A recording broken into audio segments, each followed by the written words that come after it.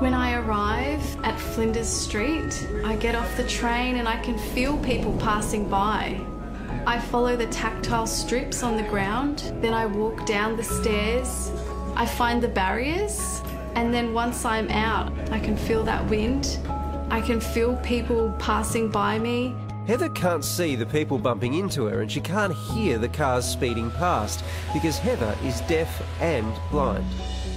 I am deaf-blind, but I was born deaf and I grew up deaf, and I coped with that pretty well. I had vision, and then later on when I was a teenager, around 13, 14, I slowly lost my sight and I had tunnel vision. Heather was born with Usher syndrome, which affects both hearing and vision. When I was deaf, I had vision, so I could socialise. I was a really happy girl. I was involved in activities. I could see other people signing, but as I lost my sight, it really impacted on my life. I was frightened, I felt alone, because at that time I didn't have any skills. I had to learn everything again.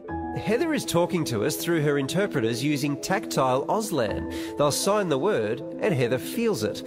To Heather, touch is very important. It's how she communicates with the world and to her friend of nearly 30 years, Michelle Stevens, who is also deaf-blind. I was born premature. That's how I lost my sight. Unlike Heather, Michelle grew up with minimal vision and in her 30s lost her hearing. Due to a lot of childhood ear infections, I lost my hearing, and I was one of the early recipients of a cochlear implant. 5 months ago, Michelle lost her remaining sight and has had to learn all new skills to cope. She says the reality of losing another sense was terrifying. At first, it was really devastating because I naturally thought that I would never ever be able to play the piano again.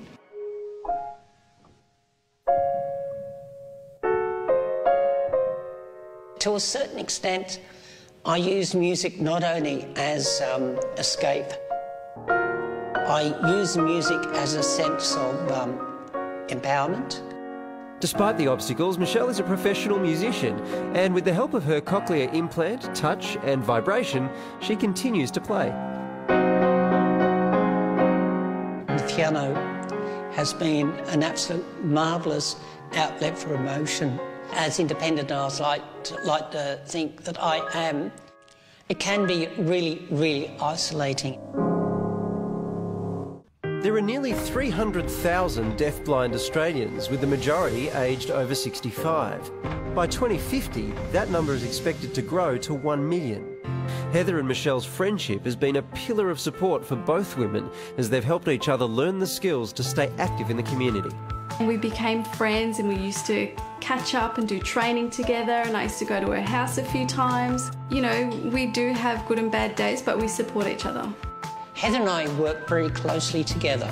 For instance, we're always texting each other about something. For deaf-blind Australians, the advent of new technologies like braille display text and email has been a breakthrough in communication.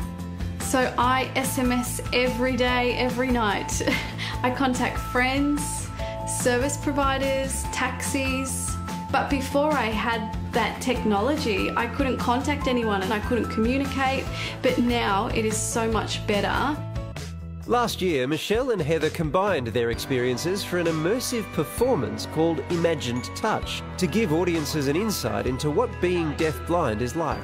Imagined Touch for both Heather and I was a very empowering sensation. Heather and I have been able to make sure people can have a true understanding of what our lives actually is like. I don't like people saying, oh, poor deaf-blind person, you know, pity, because deaf-blind people can do things. As long as they have support and they're given that support, it builds their confidence. And Heather has gone on to accomplish some remarkable things. I've done rock climbing, abseiling, I've climbed the Sydney Harbour Bridge, I've done jet skiing, I've skydived. Good.